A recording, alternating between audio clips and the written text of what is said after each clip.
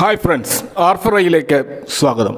കൂടുതൽ വീക്കായിക്കൊണ്ടിരിക്കുന്ന US ഡോളറും അതേപോലെ തന്നെ താഴോട്ടേക്ക് വന്നുകൊണ്ടിരിക്കുന്ന ബോണ്ട് ഈൽഡും ഇതൊക്കെ ആഗോള നിക്ഷേപകരെ എമേർജിംഗ് മാർക്കറ്റിലേക്ക് താൽക്കാലികമായിട്ടെങ്കിലും ആകർഷിക്കുന്നുണ്ട്.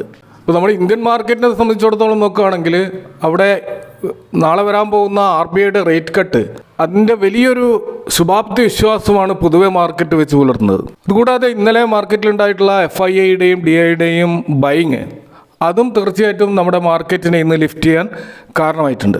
അപ്പോൾ ഇന്ന് നിഫ്റ്റിയുടെ എക്സ്പയറി ഡേ ആയിരുന്നു, വീക്കിലി എക്സ്പയറി ഡേ. അപ്പോൾ അതിൻ്റെ അടിസ്ഥാനത്തിലുള്ള ചെറിയൊരു വളറ്റിലിറ്റി നമുക്ക് മാർക്കറ്റിൽ കാണാൻ കഴിഞ്ഞിരുന്നു. ഇന്നലെ ക്ലോസ് ചെയ്ത 24,620 നിന്നും ഉയർന്നിട്ട് 24,691 നിഫ്റ്റി ഇന്ന് ഓപ്പൺ ചെയ്തത്.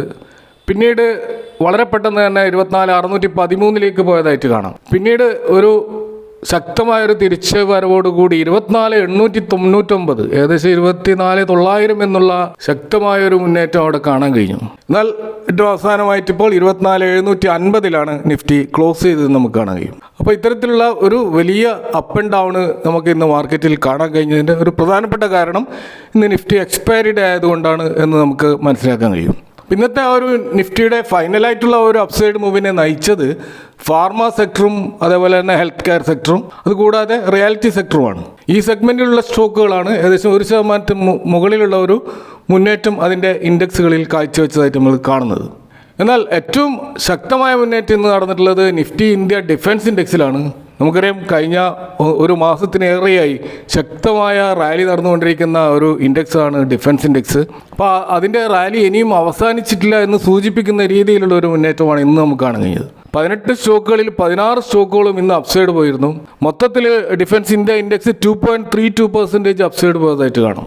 അപ്പോൾ ആ ഡിഫൻസ് സ്റ്റോക്കുകളിലെ ശക്തമായ മൂവ് ഇന്ന് നമുക്ക് കാണാൻ കഴിഞ്ഞത് കൊച്ചിൻ ഷിപ്പ്യാർഡിലാണ്. 13.2% ഒരു റാലിയാണ് അവിടെ നടന്നത്. അപ്പോൾ ഇത് Cochin shipyard Nifty India defence ഇൻഡെക്സിൽ മാത്രമല്ല ടോപ്പായിട്ടുള്ളത്. നിഫ്റ്റി 500 സ്റ്റോക്കുകൾ നമ്മൾ എടുത്തു കഴിഞ്ഞാലും അവിടെയും ഏറ്റവും ടോപ്പ് പെർഫോമൻസ് ഇന്ന് നടത്തിയിട്ടുള്ളത് കൊച്ചിൻ ഷിപ്പ്യാർഡാണെന്ന് നമുക്ക് കാണാൻ കഴിയും. അപ്പോൾ എന്താണ് ഈ ശക്തമായൊരു തിരിച്ചുവരവിന് ഈ കൊച്ചിൻ ഷിപ്പ്യാർഡിനെ ബാക്ക് ചെയ്യുന്നത് എന്ന് നമ്മൾ ഒന്ന് പരിശോധിച്ച് നോക്കാം. അപ്പോൾ ഇന്ന് നമുക്ക് കാണാൻ കഴിയുന്നത് വലിയൊരു ഹ്യൂജ് വോളിയത്തിലാണ് ഇന്നത്തെ ഈ ഒരു ബ്രേക്കൗട്ട് നടന്നിട്ടുള്ളത്. അപ്പോൾ ബ്രോഡറായിട്ടുള്ള ഡിഫൻസ് സ്റ്റോക്കുകളിലുള്ള ആ ഒരു സെക്ടർ റാലിയുടെ ഭാഗമായിട്ടുള്ള ഒരു റാലി തന്നെയാണ് ഇവിടെ നടന്നിട്ടുള്ളത്. അപ്പോൾ ഇന്ത്യയുടെ ആ ഒരു കപ്പൽ നിർമ്മാണ രംഗത്ത്, പ്രത്യേകിച്ച് ഡിഫൻസ് റിലേറ്റഡ് ആയിട്ടുള്ള കപ്പൽ നിർമ്മാണ രംഗത്ത് ഒരു കേന്ദ്ര ബിന്ദുവായിട്ട് നിൽക്കുന്ന ഒരു സ്റ്റോക്കാണ് കൊച്ചിൻ ഷിപ്പ്യാർഡ്. അതിൻ്റെ ഓർഡർ ബുക്ക് എക്സ്പാൻഡ് ചെയ്തുകൊണ്ടേയിരിക്കുകയാണ്. കൂടാതെ അതിൻ്റെ എക്സിക്യൂഷൻ റേറ്റും കുറച്ച് നന്നായിട്ട് ആണ് കാണാൻ കഴിയുന്നത്. അതിൻ്റെ അടിസ്ഥാനത്തിലുള്ള ഒരു മൊമെൻറ്റം ഇനിയും തുടരുമെന്നാണ് പൊതുവെ പ്രതീക്ഷിക്കുന്നത്. അപ്പോൾ കഴിഞ്ഞ 2 വർഷമായിട്ട് ഏകദേശം 730% ഒരു റിട്ടേൺ ഈ സ്റ്റോക്ക് നൽകുകയുണ്ടായി. അത് കഴിഞ്ഞ 3 വർഷത്തെ നമ്മൾ നോക്കുമ്പോൾ 1178% റിട്ടേൺ ഈ സ്റ്റോക്ക് നൽകുകയുണ്ടായി. അപ്പോൾ ഇത്ര അധികം ഒരു റിട്ടേൺ ഈ ഒരു സ്റ്റോക്ക് നൽകുമ്പോൾ തീർച്ചയായിട്ടും ഇൻവെസ്റ്റേഴ്സ് എപ്പോഴും ഈ സ്റ്റോക്കിൽ ഒരു ഫോൾ ഉണ്ടാവുമെന്ന് പ്രതീക്ഷിച്ചുകൊണ്ടാണ് ഈ സ്റ്റോക്കിനെ സമീപിക്കുന്നത്. കാരണം അത്രമാത്രം ഓവർ വാല്യൂഡ് ആയിട്ടാണ് നമുക്ക് കൊച്ചിൻ ഷിപ്പ്യാർഡ് ഇപ്പോൾ കാണാൻ കഴിയുക.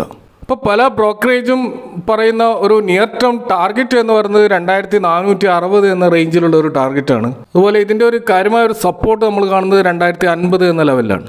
ഇപ്പോൾ ഈ സ്റ്റോക്ക് ഹോൾഡ് ചെയ്യുന്നുണ്ടെങ്കിൽ ഇതിൻ്റെ ആ ഒരു സപ്പോർട്ട് ലെവലിലുള്ള ആ ഒരു സ്റ്റോപ്പ് ലോസ് മെയിൻറ്റെയിൻ ചെയ്തുകൊണ്ട് നമുക്ക് ഇതിൻ്റെ പ്രോഫിറ്റ് റൈഡ് ചെയ്യാവുന്നതാണ്. എന്നാൽ ഒരു ലോങ് ടേം ഇൻവെസ്റ്റ്മെൻറ്റിന് വേണ്ടി പുതുതായിട്ട് ആരെങ്കിലും ഈ സ്റ്റോക്ക് പരിഗണിക്കുന്നുണ്ടെങ്കിൽ തീർച്ചയായിട്ടും ഇതിൻ്റെ ഒരു ഡിപ്പിന് വേണ്ടിയിട്ട് കാത്തു നിൽക്കുന്നതായിരിക്കും ഇന്നത്തെ ഈ ഒരു ഓൾ ടൈം ഹൈയിൽ വാങ്ങുന്നതിനേക്കാൾ എന്തുകൊണ്ടും സേഫ്.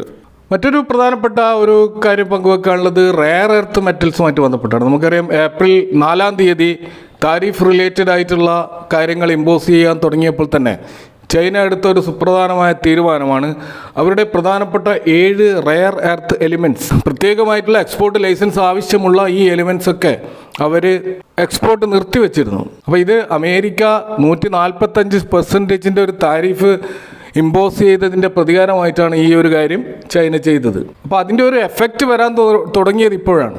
അപ്പോൾ അത് US പ്രധാനപ്പെട്ട ഡിഫൻസ്, ഇലക്ട്രിക് വെഹിക്കിൾസ്, അതുപോലെ തന്നെ മെഡിക്കൽ ടെക്നോളജി മേഖലയിലൊക്കെ വലിയ ഇമ്പാക്റ്റ് ഉണ്ടാക്കുന്നുണ്ട്. കാരണം അവിടെ ഒഴിച്ചുകൂടാനാവാത്ത ഒരു റോ മെറ്റീരിയലാണ് ഈ റെയർ എർത്ത് മെറ്റൽസ്. അപ്പോൾ അമേരിക്കയെ സംബന്ധിച്ചിടത്തോളം അവരുടെ റയർ എർത്ത് എലിമെന്റ്സിന് ആവശ്യമായിട്ടുള്ള ആ ഒരു സപ്ലൈയുടെ 50% ഇവർ ആശ്രയിക്കുന്നത് ചൈനയാണ്.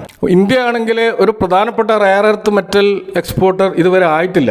എന്നാൽ ലോകത്തിലെ റയർ എർത്ത് റിസോഴ്സസ് ഉള്ള രാജ്യങ്ങളിൽ 5ാം സ്ഥാനത്താണ് ഇന്ത്യ ഉള്ളത്. പക്ഷെ അത് എക്സ്ട്രാക്ട് ചെയ്തുകൊണ്ട് അതിനെ ഒരു ഫിനിഷ്ഡ് പ്രൊഡക്റ്റ് ആക്കിയിട്ട് എക്സ്പോർട്ട് ചെയ്യുന്ന കാര്യത്തിൽ നമ്മൾ വളരെയധികം പിറകിലാണ് എന്നതാണ് ഇവിടെ നമ്മൾ നേരിടുന്ന ഒരു പ്രതിസന്ധി. കാരണം ഈ റയർ എർത്ത് എക്സ്ട്രാക്ഷൻ എന്ന് പറയുന്നത് വളരെയധികം കോംപ്ലക്സ് ആയിട്ടുള്ള വളരെയധികം എക്സ്പെൻസീവ് ആയിട്ടുള്ള ഒരു പ്രോസസ്സാണ്. അതൊരു ലോങ് ടേം പ്രോസസ്സ് കൂടിയാണ്. അപ്പോൾ ഇന്ത്യ ഇപ്പോൾ നിലവിൽ ഈ റയർ എർത്ത് മേഖലയിൽ ആവശ്യമുള്ള മെറ്റൽസിന് വേണ്ടിയിട്ട് ചൈനയെയും മറ്റുമൊക്കെയാണ് ആശ്രയിക്കുന്നത്. അപ്പോൾ ഈ ഒരു ഇമ്പോർട്ടിനെ റെസ്ട്രിക്റ്റ് ചെയ്തുകൊണ്ട് സ്വയം ഈ ഒരു മേഖലയിൽ സ്വയം പര്യാപ്തത കൈവരിക്കാൻ വേണ്ടിയിട്ട് India government national critical mineral mission എന്ന് പറയുന്ന ഒരു പ്രോഗ്രാം ലോഞ്ച് ചെയ്തിരുന്നു. 2025 അത് ലോഞ്ച് ചെയ്തത്. അപ്പോൾ ഇതിൻ്റെ ലക്ഷ്യം റയർ എർത്ത് മെറ്റലുകൾ മൈൻ ചെയ്യുക എന്ന ഉദ്ദേശമാണ്. അപ്പോൾ ഇതിന് അവർ 50% അതിൻ്റെ ഇൻസെൻറ്റീവ്സ് ഒക്കെ പ്രഖ്യാപിച്ചിരുന്നു. അതായത് നമ്മൾ ഒരു company rare earth metal search ചെയ്തുകൊണ്ട് കുഴിച്ചെടുക്കാൻ ശ്രമിക്കുമ്പോൾ അവർക്കത് കിട്ടിയിട്ടില്ലെങ്കിൽ അതിൽ അവരുടെ എക്സ്പെൻസ് ഫുള്ള് ഗവൺമെൻറ് ഏറ്റെടുക്കുമെന്ന രീതിയിലുള്ള ഒരു ഇൻസെൻറ്റീവ്സാണ് ഈ മേഖലയിൽ ഗവൺമെൻറ് പ്രഖ്യാപിച്ചിരുന്നത്. അപ്പോൾ പ്രധാനമായിട്ടും നമ്മുടെ ക്രിട്ടിക്കൽ മിനറൽസ് എന്ന രീതിയിൽ ഇപ്പോൾ എക്സ്ട്രാക്ട് ചെയ്യുന്നത് സിങ്ക്, ഡയമണ്ട്, കോപ്പർ പോലെയുള്ള മെറ്റീരിയൽസ് ആണ്. എന്നാൽ ഇത് കൂടാതെ തന്നെ പല റയർ എർത്ത് മെറ്റൽസും ഇതിൻ്റെ ഭാഗമായിട്ട് മൈൻ ചെയ്തെടുക്കാൻ സാധിക്കും എന്നുള്ളതാണ് ഇതിൻ്റെ പ്രത്യേകത. അതിനു വേണ്ടിയിട്ട് ഗവൺമെൻറ് വലിയ തോതിലുള്ള പ്രോത്സാഹനമാണ് നൽകുന്നത്. അത് ഗവൺമെൻറ് കമ്പനികൾക്ക് മാത്രമല്ല പ്രൈവറ്റ് സെക്ടർ കമ്പനികൾക്കും ഗവൺമെൻറ് നൽകാൻ തയ്യാറായിട്ടുണ്ട്. അപ്പോൾ ഇന്ത്യയിലെ ആ ഒരു മൈനിങ് കമ്പനികൾ നിലവിലുള്ള കമ്പനികൾ നോക്കുകയാണെങ്കിൽ ഒന്ന് പ്രധാനപ്പെട്ടത് കോൾ ഇന്ത്യയാണ്. അപ്പോൾ ഇത് ലോകത്തിലെ തന്നെ ഏറ്റവും ലാർജസ്റ്റ് കോൾ പ്രൊഡ്യൂസേഴ്സാണ്. അപ്പോൾ ഇവരിപ്പോൾ ഈ ക്രിട്ടിക്കൽ മിനറൽസ് എക്സ്പ്ലോർ ചെയ്യാനുള്ള പ്രവർത്തനങ്ങളിൽ ഏർപ്പെട്ടിട്ടുണ്ട്. അപ്പോൾ ഈ കോൾ ഡെപ്പോസിറ്റ് ഉള്ള വലിയ വാസ്റ്റ് ആയിട്ടുള്ള ലാൻഡ് കൈവശമുള്ള കോൾ ഇന്ത്യയെ സംബന്ധിച്ചിടത്തോളം ഇത്തരത്തിലുള്ള റയർ എർത്ത് മെറ്റൽസ് കുഴിച്ചെടുക്കുവാനുള്ള ശ്രമങ്ങൾ അവർ വിജയിക്കുകയാണെങ്കിൽ അത് തീർച്ചയായിട്ടും ഇന്ത്യയെ സംബന്ധിച്ചിടത്തോളം വലിയൊരു വിജയമായിരിക്കും. ഇതുകൂടാതെ തന്നെ മറ്റൊരു കമ്പനി നമുക്ക് കാണാൻ കഴിയുന്നത് നാഷണൽ മിനറൽ ഡെവലപ്മെൻറ്റ് കോർപ്പറേഷനാണ്. NMDC എന്ന് പറയുന്ന ഈ ഒരു കമ്പനി ഇന്ത്യൻ റയർ എർത്ത് ലിമിറ്റഡുമായിട്ടുള്ള ഒരു MOU ഒപ്പിട്ട് കഴിഞ്ഞിരിക്കുകയാണ്. അതുകൂടാതെ ആന്ധ്രാപ്രദേശ് മിനറൽ ഡെവലപ്മെൻറ്റ് കോർപ്പറേഷനുമായിട്ടുള്ള ഒരു ജോയിൻറ്റ് വെഞ്ചർ ഇവർ ഓൾറെഡി പ്ലാൻ ചെയ്തിട്ടുമുണ്ട്. അപ്പോൾ ഇവർ ഓൾറെഡി ഓസ്ട്രേലിയയിലെ ലിത്യൻ റിസർവുകൾ എക്സ്ട്രാക്ട് ചെയ്യുന്ന ഒരു പ്രൊജക്റ്റിൽ ഏർപ്പെട്ടുകൊണ്ടിരിക്കുന്ന ഒരു കമ്പനിയാണ്. അപ്പോൾ അവരെ സംബന്ധിച്ചിടത്തോളം ഇന്ത്യയിൽ ആഭ്യന്തരമായിട്ട് ഇത്തരത്തിലുള്ള സോഴ്സുകൾ ഐഡൻറ്റിഫൈ ചെയ്യാനും അവിടെ നിന്ന് ഈ റയർ എർത്ത് മെറ്റൽസ് കുഴിച്ചെടുക്കുവാനുള്ള ശക്തമായ നീക്കങ്ങൾ അവരുടെ ഭാഗത്ത് ഉണ്ടാവുമെന്ന് തന്നെയാണ് നമുക്ക് കാണാൻ കഴിയുക. മറ്റൊന്ന് മാംഗനീസ് ഓർ ഇന്ത്യയാണ്. MOIL എന്ന് പറയുന്ന ഈ ഒരു കമ്പനി ഇന്ത്യയിലെ ലാർജസ്റ്റ് മാംഗനീസ് ഓർ പ്രൊഡ്യൂസ് ചെയ്യുന്ന ഒരു കമ്പനിയാണ്. അപ്പോൾ ഇവർ West Bengal mineral development and trading corporation ലിമിറ്റഡുമായിട്ട് മാംഗനീസ് ഓറും മറ്റ് മിനറൽ ഡെവലപ്മെൻറ്റ് പോസിബിലിറ്റീസും അതിൻ്റെ സാധ്യതകളും ആരായാനുള്ള ഒരു ശ്രമത്തിലാണ് അതിൻ്റെ മാനേജ്മെൻറ്റ് ഇപ്പോൾ പ്രവർത്തിക്കുന്നത്. അപ്പോൾ ഒരു ലോങ് ടേം വ്യൂവിൽ ഈ പറഞ്ഞ സ്റ്റോക്കുകളിൽ നമ്മളത് നമ്മുടെ പോർട്ട്ഫോളിയോയുടെ ഒരു ഭാഗമാക്കുകയാണെങ്കിൽ ഷോർട്ട് ടേമിൽ വലിയൊരു സക്സസ് ഒന്നും ഉണ്ടാകണമെന്ന് നിർബന്ധമില്ല. കാരണം ഇവിടെ വലിയ ക്യാപിറ്റൽ ഇൻറ്റൻസീവ് ആയിട്ടുള്ള ഒരു ബിസിനസ്സാണിത്. ഇതിൻ്റെ റിട്ടേൺ കിട്ടുക ചിലപ്പോൾ വർഷങ്ങൾ എടുത്തിട്ടായിരിക്കാം. അപ്പോൾ അതുകൊണ്ട് തന്നെ ഒരു ലോങ് ടേം പോയിന്റ് ഓഫ് വ്യൂവിൽ മാത്രമേ ഇത്തരം സ്റ്റോക്കുകൾ നമുക്ക് എൻ്റർ ചെയ്യാൻ സാധിക്കുകയുള്ളൂ. എന്നാൽ ഈ സ്റ്റോക്കുകളൊക്കെ ഡിവിഡൻഡ് ഈൽഡ് നൽകുന്ന ഒരു സ്റ്റോക്കുകൾ കൂടിയാണ്. ലോങ് ടേം പോയിന്റ് ഓഫ് വ്യൂവിൽ ഇത്തരം സ്റ്റോക്കുകളെ സമീപിക്കുന്നതിൽ ഒരു ശരിയായ ഇൻവെസ്റ്റ്മെൻറ്റ് രീതിയാണ് എന്ന് നമുക്ക് മനസ്സിലാക്കാൻ കഴിയും. അപ്പോൾ ഇതൊക്കെയാണ് ഇന്നത്തെ മാർക്കറ്റുമായി ബന്ധപ്പെട്ട് പങ്കുവെക്കാനുള്ളത്. ഈ വിഷയവുമായി ബന്ധപ്പെട്ടുള്ള നിങ്ങളുടെ അഭിപ്രായങ്ങളും കമൻറ്റുകൾ അറിയിക്കാം. Thanks for watching. See you next time with another video.